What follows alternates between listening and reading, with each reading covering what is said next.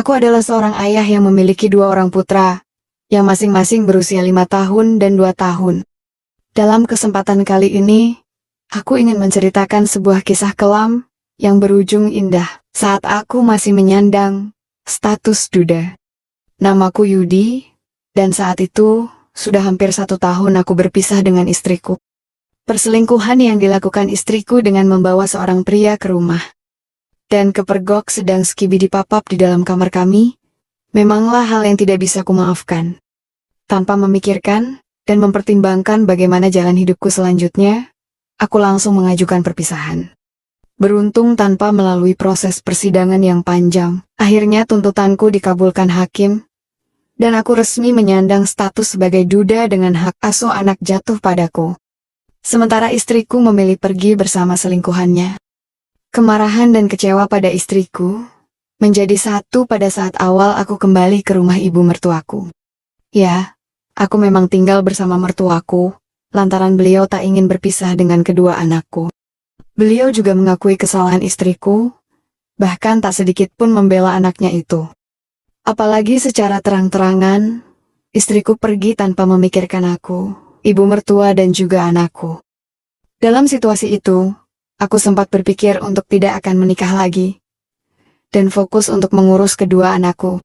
Aku juga sempat meminta izin pada mertuaku untuk mencari kerja, seperti sebelum bercerai dengan istriku. Tapi beliau justru tak setuju. Beliau beralasan, kalau hanya untuk biaya makan sehari-hari, beliau masih bisa mengandalkan pensiun suaminya. Lagi pula putraku masih kecil, sehingga sedikit banyak masih membutuhkan figur seorang ayah. Seiring waktu berjalan, perasaan dalam jiwaku berangsur tenang. Tinggal di rumah menjaga anak, dan mendapat dukungan dari keluarga, membuat hidupku masih berarti. Hanya saja di saat sedang sendiri, terkadang aku merasa kesepian.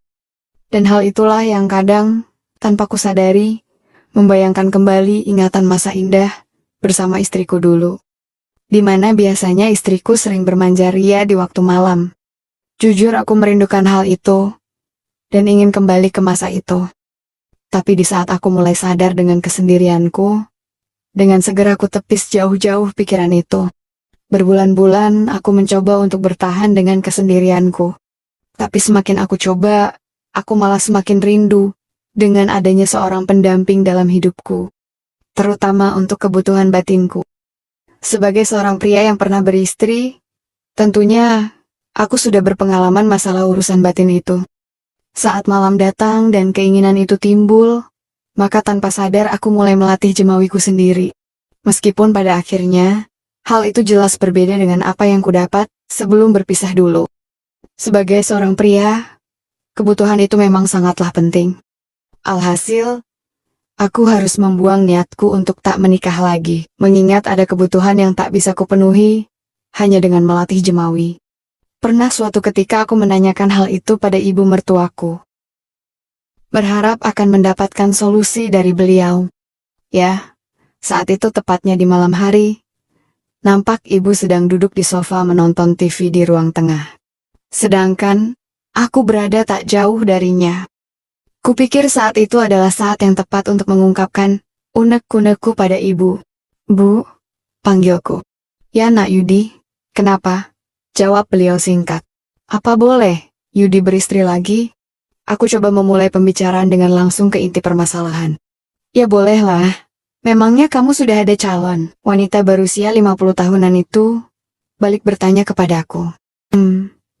Belum ada sih, Bu. Oh alah, ibu kira kamu sudah ada calon yang cocok. Jawab mertuaku sambil terus menyimak acara di TV. Yudi kan cuma minta pendapat aja. Kalau kata ibu, gimana? Aku mencoba bertanya untuk memperpanjang materi percakapanku, sambil beranjak, dan lantas duduk di samping beliau. Ibu nggak masalah nak Yudi. Malah bagus kalau ada yang cocok, jawab mertuaku. Ya udah, makasih ya Bu, kataku sambil tersenyum. Setidaknya aku sudah tahu jawaban tulus dari beliau. Kalau ibu sendiri, apa nggak ingin nikah lagi gitu? Hahaha. Beliau tertawa kemudian kembali berkata, orang ibu sudah kisut gini, apa masih ada toh yang mau? Bukan gitu, Bu. Ibu kan sudah ditinggal bapak. Apa enggak ingin punya teman kalau malam? Wah, kalau urusan itu, ibu sudah lupa Nak Yudi. Ibu sudah biasa seperti ini. Ya, memang benar kata beliau. Sekian lama menjanda membuat mertuaku lama-lama terbiasa dan mampu menjalani hidup seorang diri. Singkatnya, hari-hari pun terus berlalu, sampai tak terasa sudah 1 tahun lebih aku menduda. Selama itu pula aku semakin tak bisa membuang kebiasaanku untuk melatih jemawi. Bahkan aku merasa kebiasaan itu menjadi rutinitas yang tak bisa kuhindari. Selain melatih di kamar, aku kadang juga melatihnya di kamar mandi, di dapur, bahkan di depan TV. Ya, bisa dibilang, dimanapun ada kesempatan dan keinginan itu timbul. Dan beruntungnya, mertua serta 2 putraku masih tak mengetahui kebiasaan baikku itu. Sampai suatu malam, ada satu kejadian yang sampai saat ini tak bisa kulupakan. Kejadian yang memang di luar bayanganku saat itu. Tepatnya ketika itu, keinginanku memang sedang tinggi-tingginya. Karena kebetulan jam sudah menunjukkan angka 11 malam, di mana semua penghuni sudah terlelap. Kuputuskan hendak melatih jemawi, sambil nonton TV di ruang keluarga. Ya, siapa tahu ada acara atau PM tengah malam, yang sedikit menambah semangatku. Dengan menggunakan sarung, aku keluar kamar hendak melangkah menuju ruang keluarga. Tapi, ketika baru saja keluar, nampak layar TV masih menyala. Rupanya ibu mertua belum terlelap, masih duduk nonton acara TV, ditemani secangkir teh di meja. Awalnya aku berpikir, untuk mengurungkan niat melatih jemawiku di sana. Dan memilih, untuk menjalankan niat itu, di kamarku saja. Tapi entah dari mana datangnya, mendadak timbul pikiran lain yang tak pernah aku pikirkan sebelumnya. Sebuah ide untuk meminta bantuan penyelesaian masalah batin itu pada ibu mertuaku. Sejenak aku terdiam di depan pintu, sambil berpikir. Kira-kira mertuaku setuju nggak ya? Karena bisa saja beliau justru marah, bahkan mengusirku nantinya. Sempat terjadi perang batin di benakku. Satu sisi aku takut, namun di sisi lain, ada pikiran penasaran juga. Jika seandainya ibu mertuaku bersedia. Yang penting usaha dulu, mungkin saja beliau nggak akan marah, dan malah setuju, pikirku dalam hati. Dalam kebimbangan itu, secara tak sadar, rupanya beliau menoleh ke arahku. Loh, Nak Yudi, kenapa di situ? Sontak aku terkejut. Tapi, berhubung pikiranku semrawut, maka tanpa menjawab aku melangkah ke arahnya. Beliau nampak tersenyum ketika aku duduk di sampingnya. Bu, sebenarnya Yudi ingin ngomong sesuatu. Ngomong apa toh, kok kayak yang serius gitu? Sahut ibu mertua, sambil meletakkan remote TV-nya. Yudi mau minta tolong, Bu? Sejenak ibu mertua nampak heran. Iya, mau minta tolong apa toh? Kalau seandainya Yudi jujur, apa ibu marah? Ya tergantung toh, ujarnya. Tapi tetap dengan raut ramah. Sebenarnya, Yudi ujarku, terjeda lantaran ragu untuk mengatakannya. Loh, ngomong yang jelas toh Nak Yudi, sambung ibu mertuaku. Sebenarnya, Yudi ingin gini Bu, sahutku sambil menunduk, lalu menunjukkan kode dengan jemawiku. Sontak beliau kaget. Maksud Nak Yudi? Sama ibu? Gitu? Iya Bu, Yudi nggak tahu sama siapa lagi, sahutku sambil terus menunduk tak berani menatapnya. Bukannya menjawab, mertuaku mendadak diam tak berkata apa-apa. Maafin Yudi ya Bu, tiap hari yang ada di pikiran Yudi, cuma itu terus Bu. Jantungku berdebar lantaran ucapan itu terlanjur terlontar. Aku yakin setelah berkata seperti itu, beliau pasti akan marah, atau bahkan membenciku. Tapi rupanya dugaanku salah. Entah karena iba atau apa, sedetik kemudian, beliau tiba-tiba tersenyum sambil berkata, Ibu hendak tahu, apa Ibu masih bisa? Soalnya sudah puluhan tahun Ibu hendak pernah lagi Nak Yudi. Mendengar jawabannya, akhirnya aku beranikan diri untuk menoleh. Jadi, Ibu nggak marah toh? Lapo marah Nak Yudi, itu wajar kok. Begitu jawaban beliau, sambil tertawa padaku. Mungkin Ibu harus mengingat lagi, gimana langkah-langkahnya ya Nak Yudi, sambung beliau seolah benar-benar memberi lampu hijau untukku. Aku yang tak ingin melewatkan rejeki baik tersebut, maka ku lanjutkan visi misi indah itu. Biar Yudi bantu ya, Bu. Siapa tahu bisa ingat lagi. Sambil berkata demikian, aku beranjak, lalu mempresentasikan perahu motor, yang semula bersembunyi di balik sayung. Sontak beliau terpaku. Nampak beliau kaget, dengan penampakan astral tersebut. Loh, kok malah bengong, Bu? Enggak kok, Nak Yudi. Ibu kagum aja.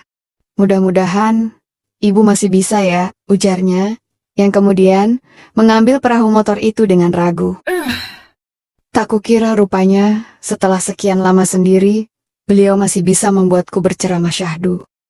Perhatian dan perlakuannya benar-benar mengingatkanku pada mantan istriku dulu. Dan meski usianya tergolong senja, tapi kuakui beliau lebih tangkas daripada mantan istriku. Sampai beberapa saat lamanya, beliau pun merubah haluan dengan menyajikan sajian mulianya itu.